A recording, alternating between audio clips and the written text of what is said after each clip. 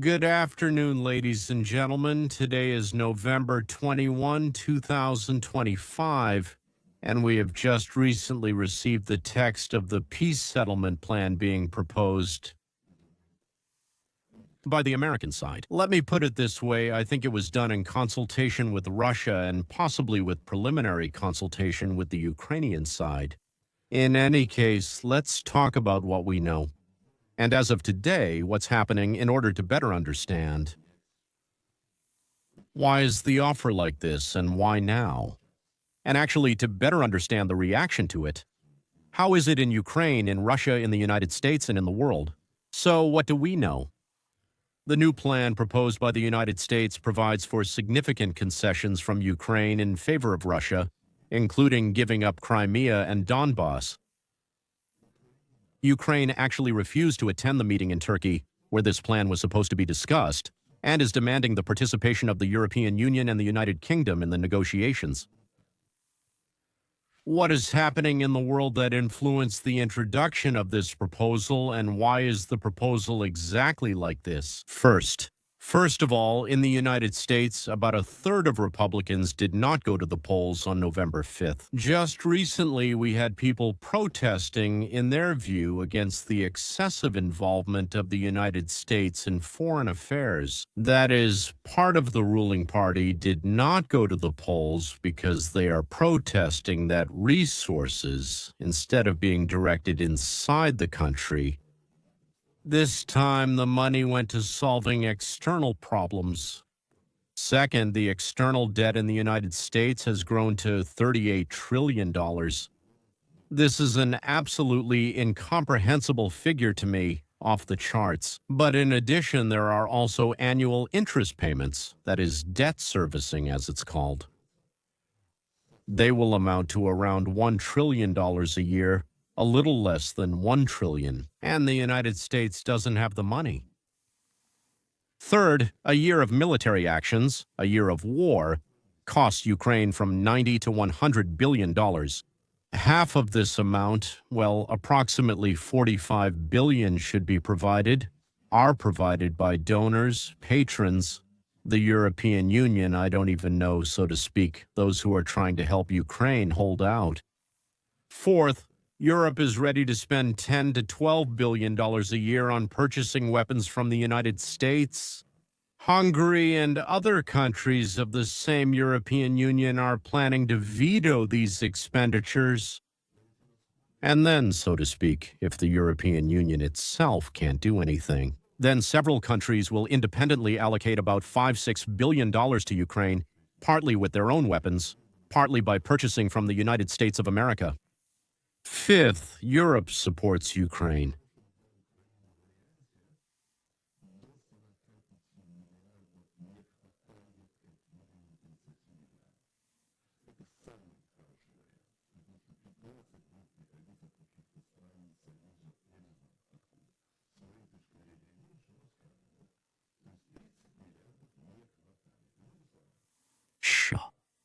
For its own financial and political reasons, it will not supply weapons.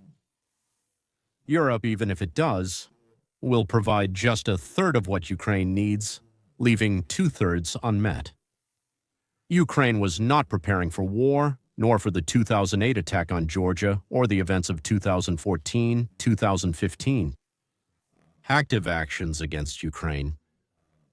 Ukraine wasn't developing its industry, it focused on something else entirely.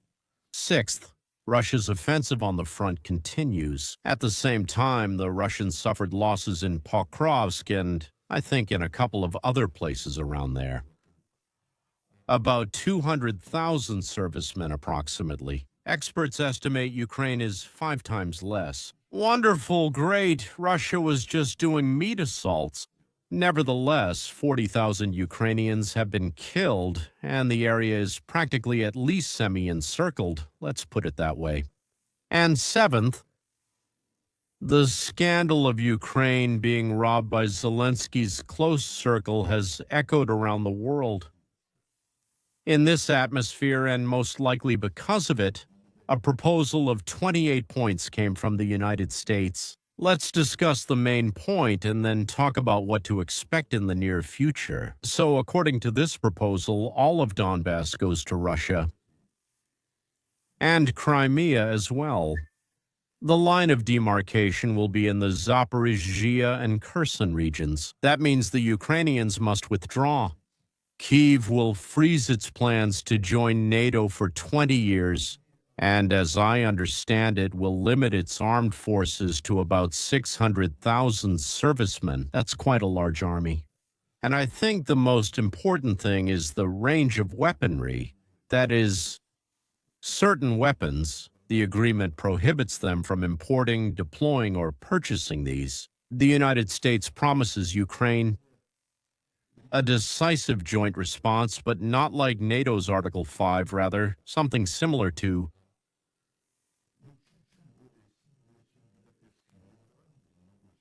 the NATO alliance. And individual countries commit not to deploy their weapons in Ukraine. All parties will receive amnesty for crimes, and a committee for prisoner exchange will be established. Within 100 days, Ukraine will hold elections under the supervision of an international council. Obviously, this council will be overseen by Trump. A portion of the frozen Russian assets, apparently about $100 billion, will go toward the reconstruction of Ukraine. The rest will be allocated to joint projects of the United States, Russian initiative on Ukrainian territory. That is, in reality, Russia is providing compensation. Naturally, it's not enough, it's too little and so on, but nevertheless, Russia is compensating Ukraine for some of the expenses. And in addition, Russia is investing, not directly, but by creating a joint fund with America, into the construction of facilities on Ukrainian territory. By the way, the West is also creating a separate fund for the reconstruction of Ukraine.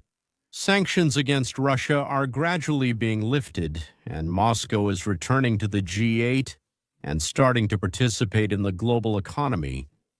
The fighting between the sides stops after the troops are withdrawn to the agreed positions, so to speak. When I was telling this, I thought my Ukrainian friends would react to this proposal with indignation and rejection.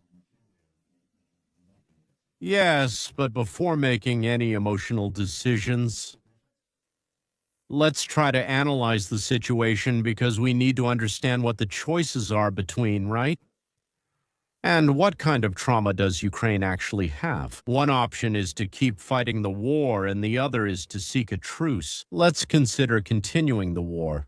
What does that mean? The United States will no longer supply weapons at its own expense. The population, or at least Make America Great Again, doesn't want that. And if Trump still continues, then the Republicans will lose Congress in 2026 and Trump's presidency will be over. He won't go for that. So they won't give Kyiv any more money. They'll fulfill the commitments they've already made, but most likely they won't make any new ones.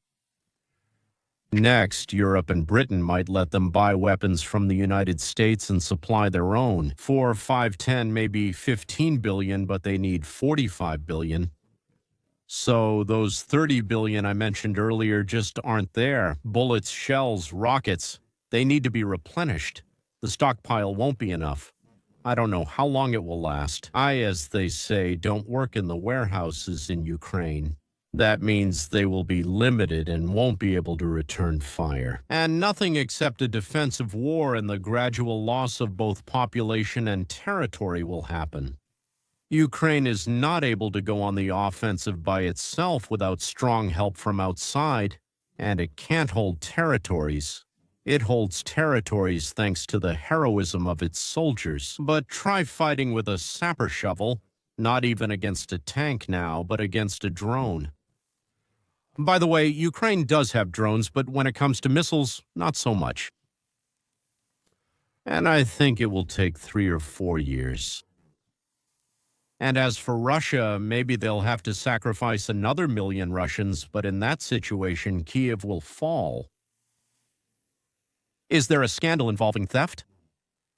It will grow, and most likely it will grow because Well, we all know it's just that it hasn't reached the masses in Ukraine, in Europe, in America, in Canada, in Japan, anywhere. Now it's reaching them and they're freaking out because, well, people in Europe at least are already freaking out over the fact that during the war, some Ukrainians are pocketing what we give them.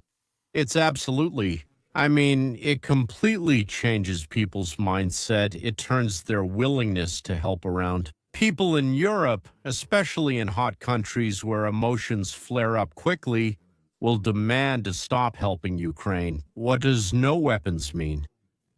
That's exactly what Orban is calling for right now. By the way, one after another, European countries will demand that Ukraine give up territories and sign a peace agreement with Ukraine. The choice is this: do what Russia demands and lose part of the territory. Well, maybe improve the borders through negotiations, impose restrictions on the army, something else. Keep 75% of the country and focus on defense, that is, preparing for defense. 600,000 people is not a small army, gentlemen. Or within 2, 3, 4 years, lose the support of the world, lose another 500,000 residents, young people at the front, and their families, parents, children in the rear, and then lose all of Ukraine, because after capturing another 20, 30% of the territory, Russia will no longer go to negotiations. Choice, loss, further loss of population, then the loss of the whole country, or the loss of 25, I don't know how many percent of the country, and the world's help in recovery. I think it's possible to come up with a way to train Ukrainian youth in Poland, like Stalin once did with Ready for Labor and Defense. 1 million people participated, prepared for labor and defense, but even 600,000, as I mentioned, is a significant and serious army. And if, as they say, NATO is nearby, then it's not necessary to have all that weaponry on the territory of Ukraine. It's not my business. I shouldn't decide this. What Ukraine and the Ukrainians will choose, I don't know. But I understand one thing. In Ukraine, the system is an oligarchic rule where the people are told they are free because they are ruled and robbed by people with Ukrainian names. In Russia, the system is post-oligarchic, when one gang has already destroyed the other gangs, subdued them, destroyed them, and Russians are ruled and robbed by people with Russian names. The difference for the people is who will rob them, their own scoundrel or a foreign scoundrel. Honestly, I don't see any difference. I've met both kinds. I mean, those with Ukrainian names and those with Russian names. There are also some national minorities and sometimes Jews as well. And I didn't notice much difference between them. So the Ukrainians convinced them that scumbags in Vyshyvankas are somehow better for them than scumbags in Kosovarodkas with a Moscow hangover. Khrushchev was from Ukraine. By the way, Brezhnev was born somewhere there, in Dniprodzerzhinsk. In my opinion, Konstantin Chernenko, as far as I remember, was Ukrainian, and Mikhail Gorbachev. He either came from the Chernihiv region or his mother was from there. But he was always called a half-Ukrainian Trotsky. By the way, in Kherson, Lazar Kaganovich is also Trotsky from Kherson. He is also from Kherson, it seems, Kaganovich. So how are these scoundrels better or worse than Suslov, Andropov, Yezhov, or the Georgian Jugashvili, or Felix Dzerzhinsky? A Polish-Lithuanian nobleman in Minsk or near Minsk, he was born somewhere there, yes. Which of them are worse than the Polish Minsk ones? The answer is, both are worse. Ukrainians must choose what matters more, honor or the country's population. No one will decide for them. Either they stop now and survive, or they keep fighting and perish, giving the country to the enemy. But no one will and can make the decision for them. It's absolutely their decision. The decision of each person. Because today, when you stay silent, it means you agree to let others decide for you. That's how it is, ladies and gentlemen. I can't say it's a very optimistic outlook, but that's how things seem today. That's what's happening. That's me trying to be completely unemotional. And when it comes to decisions about life and death, you have to try to be without emotions. Goodbye. See you next time, and good luck to you, Ukrainian friends. Good luck.